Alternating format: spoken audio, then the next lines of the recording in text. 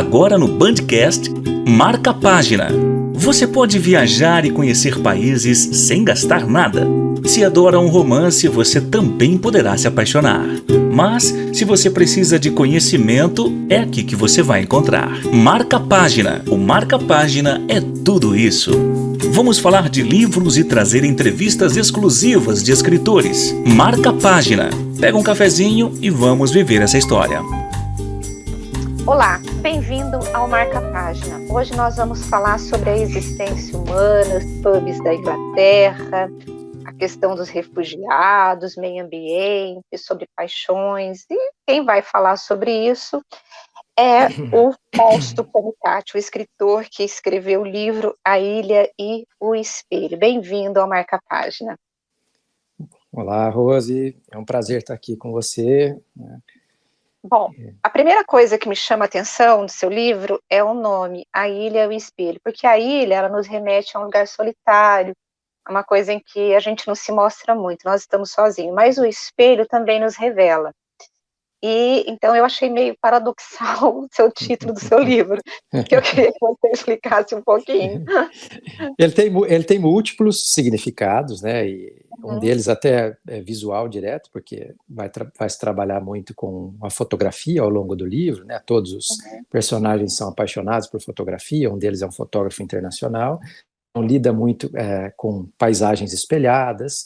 Tem o tema do duplo, que é recorrente em literatura, que aparece no livro, né? O personagem principal, o protagonista, vai encontrar uma pessoa muito parecida com ele, que é esse correspondente de guerra, então aí o espelhamento. Mas ele tem um sentido mais profundo e que permeia o livro todo, que é a ideia da relação do eu com o outro, de como se relacionar com o outro. Então a ilha aí está no lugar do eu, justamente essa ideia de isolamento, de solidão, de como uma série de coisas na vida a gente acaba tendo que enfrentar sozinho, e de como também o outro pode ser um espelho de nós, né? Refletindo o que nós mesmos somos, o que nós enxergamos nesse outro, o que esse outro nos acrescenta. O livro fala o tempo todo de uma necessidade de olhar para o outro, olhar, né, para os invisíveis da sociedade e uma série de outras referências. Esse final de semana eu acabei ficando imersa nessa questão da pós-modernidade, da sociedade líquida, né, e dessa coisa da...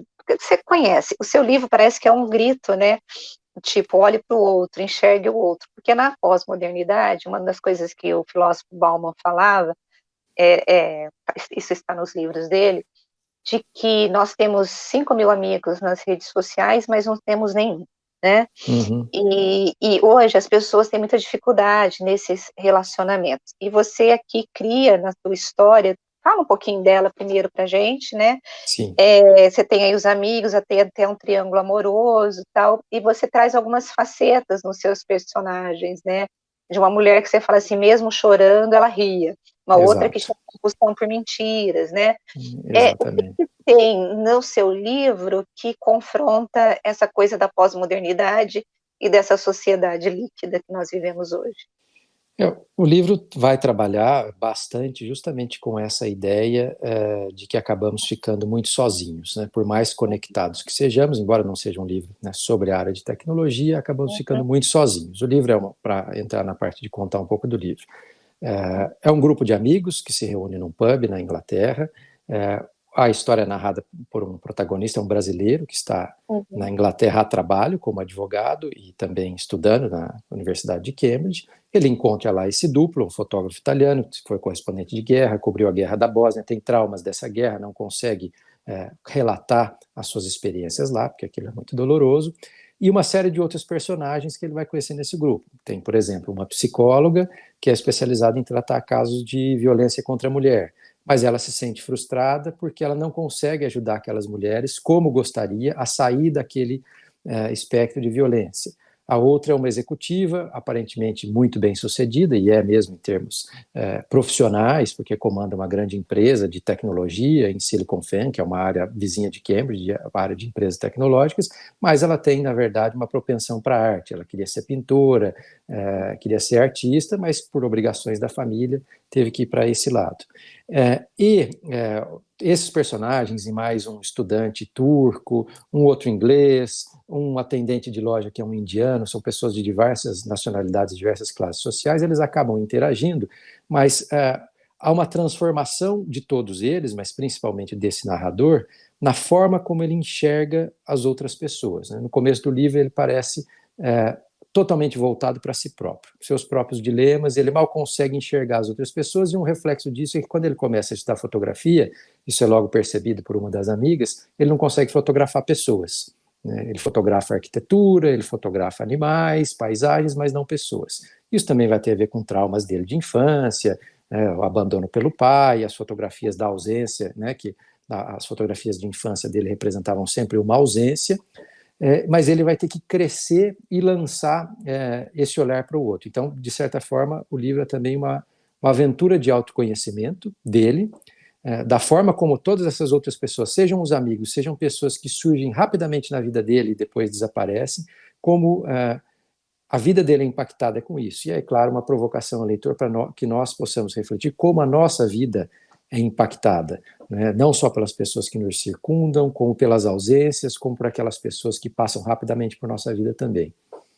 No texto, no teu livro, você trata de alguns assuntos bem assim, atuais, assim, de cunho social, xenofobia, identidade cultural, né? Sim. E a gente está numa discussão hoje muito séria no globo, no mundo todo, que são os grupos identitários que a gente fala, né? Cada um dando voz ao seu grupo. E o medo de se perder essa identidade.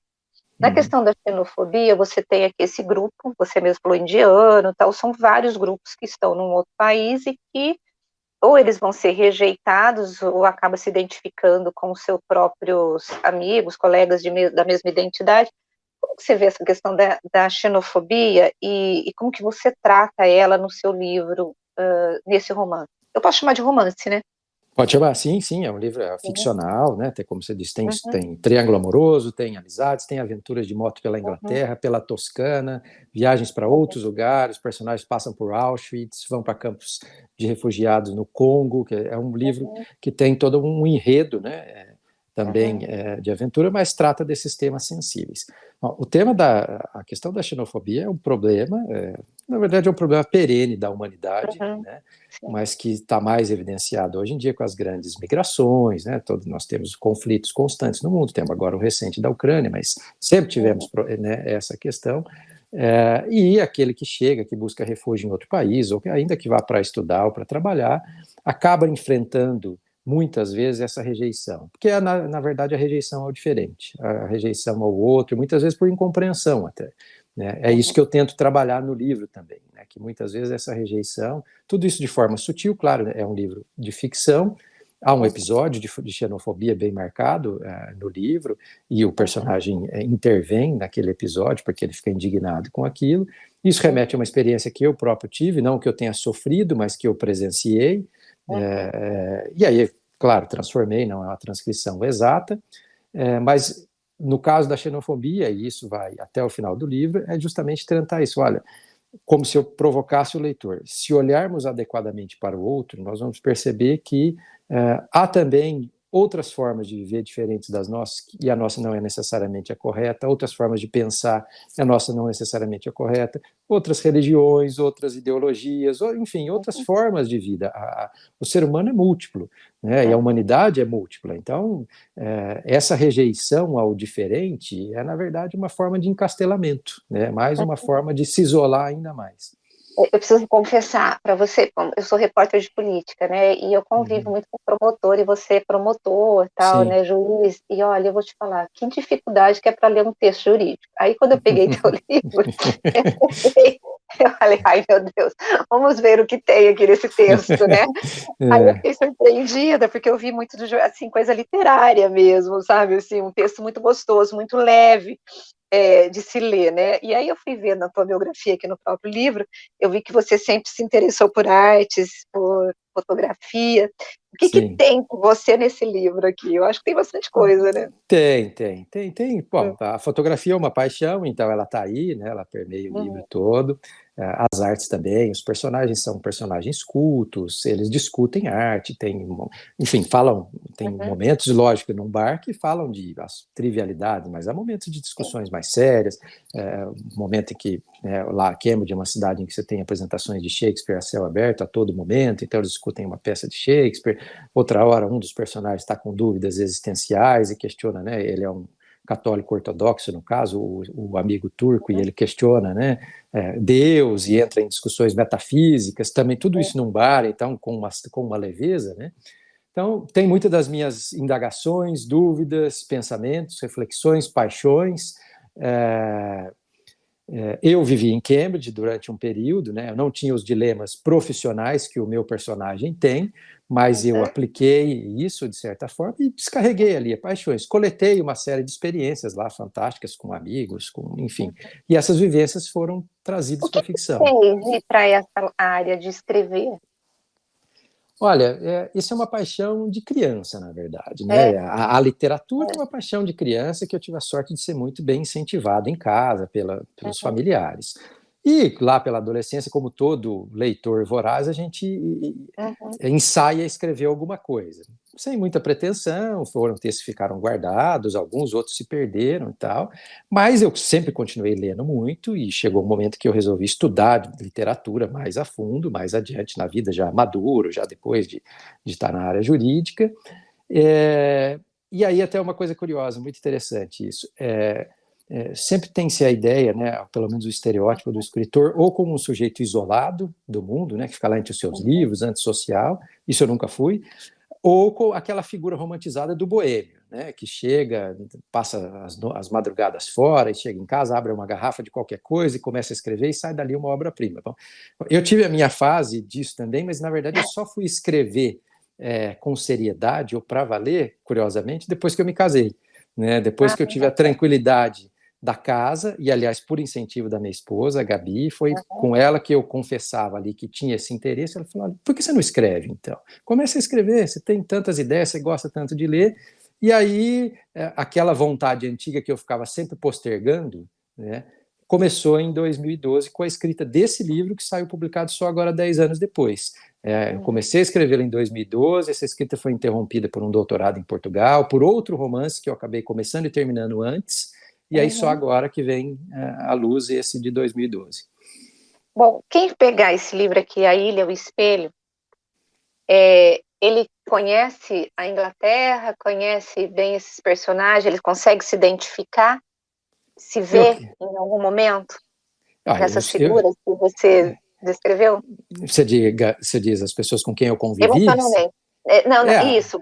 Dos personagens, por exemplo, eu posso me identificar, eu estou lendo, em algum momento, as aflições, os conflitos que esses personagens passam, eu imagino que muitos dos personagens, quem for ler, o leitor, ele vai se identificar, porque eu acho que o livro, a magia do livro é você conseguir entrar nele, você se identificar e você viajar com ele. Sim, né? Sim.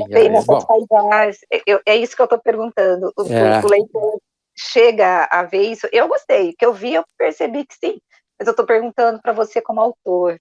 Sim, eu espero que sim, né? Eu trabalhei muito para isso, foram anos de trabalho, eu mergulhei a fundo na psique desses personagens para criar pessoas verossímeis, pessoas admiráveis, pessoas que a gente gostaria de conhecer ou que em algum momento fomos ou desejamos ser.